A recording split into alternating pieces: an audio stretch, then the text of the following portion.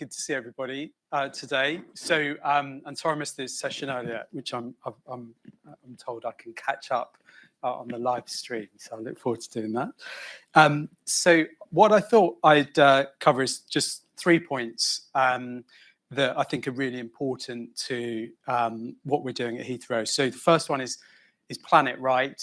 The second is cover it all. And the third is align everybody. So if I just move on to the first of those points, this is a selection of the targets from our net zero plan called Heathrow 2.0. And you'll probably, for those of you familiar with airports, you'll probably notice that a lot of airports have set quite distinct targets.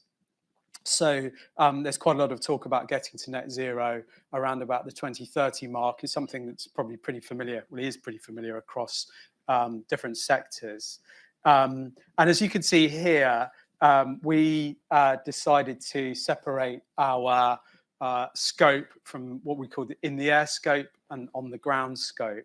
And we're aiming for up to around 15% carbon reduction by 2030 for emissions in the air. That's against the 2019 peak year baseline, and 45% on the ground. And that looks less ambitious than some of the plans that you see. But I'm mindful here in target setting about the challenges aviation in particular has around the claims it makes, because there's, one only needs to hit, green claims aviation into Google to see the volume of material criticizing the sector for talking about high ambition and missing it. And so there's something really important, first of all, about planning right. These targets were driven by taking the CCC's 6 carbon budget, applying them to the Heathrow context, and then really largely top down, asking the business to stretch to see can it achieve some of those significant decarbonisation objectives within there.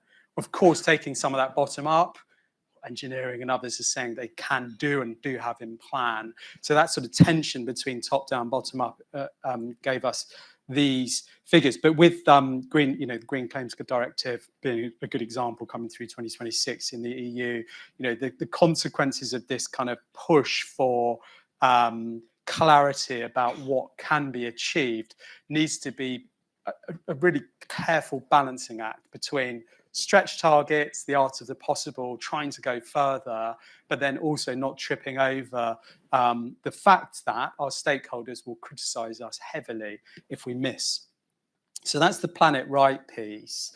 I've got a couple of slides here just drawn from our net zero plan.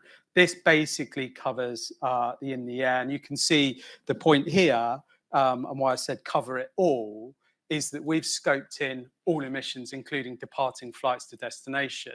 And that's really rather important. And when you do that, 95% of our carbon footprint is from flights. So that's indirect scope 3. But then if you look at on the ground, and these are in sequence of magnitude in our carbon footprint, supply chain, goal 6 there, together with surface access, goal 5, you add those to the in the air emissions, this is 99% of our carbon footprint. And so it becomes really important to focus on indirect scope 3 emissions, which we all know, and that's very difficult. Just to sort of bring that to life, sort of some of the how do we approach it, I think one of the things that probably is quite common across all of us here is thinking about those embodied carbon in infrastructure.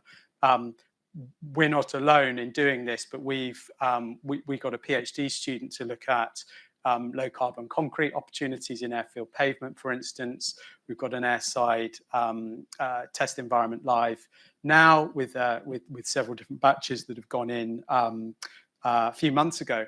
And the opportunity there is rather huge, because if we're able to, together with others, identify opportunities to reduce the embodied carbon in concrete, if we can then change the standards for Heathrow, which of course, when we're going up to airfield pavement are pretty stringent, but if we can find ways through different mixes and through other circular economy principles to reduce some of that embodied carbon, the opportunity not only in Heathrow's own development projects, but in airfield projects globally, is then to cut some of those carbon emissions. So thinking about it purely as a sort of Heathrow context, that's a great opportunity. It could be a really good news story if we could start talking about reducing that embodied carbon, so significant a contribution it makes.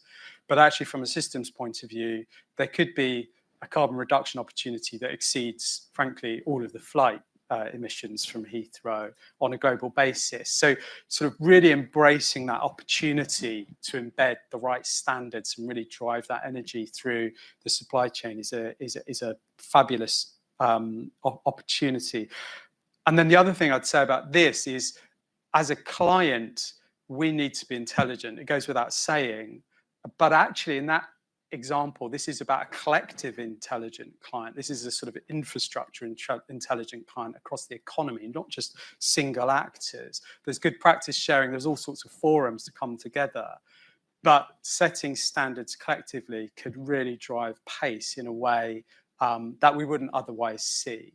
So that's an exciting arena. I've also been, I mean, again, this is sort of nothing new if you look at the kind of global concepts around embedding greater resilience and adaptation into airports. But I've been playing with the concept of what I've been calling Heathrow Garden Airport, which is essentially, it's not a big bang thing where we suddenly drape every building in an urban green infrastructure.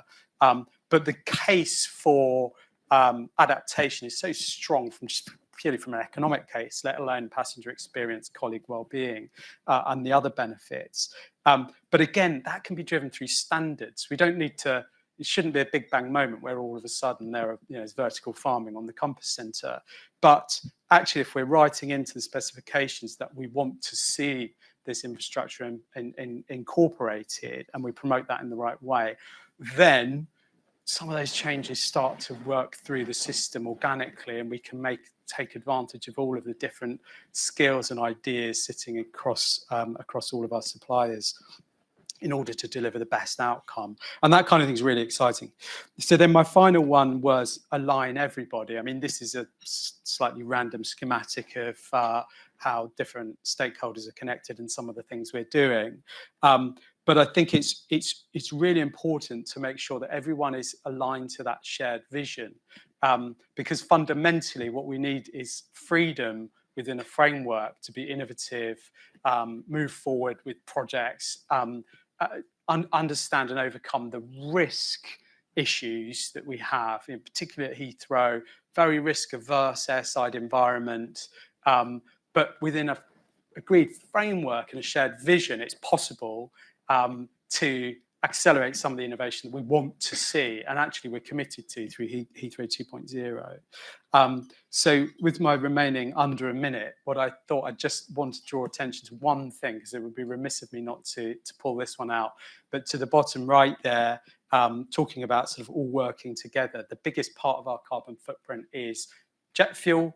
The biggest thing we can be doing right now is helping to scale the market in sustainable aviation fuel, particularly putting pressure on UK legislators to really accelerate some of those jet zero commitments to getting plant built domestically. And one of the things we're doing on behalf of the King's Terra Carta initiative is a program called 30 by 30, where we're looking to get corporate organizations to commit to using 30% sustainable aviation fuel by 2030, something that we'll be promoting at COP.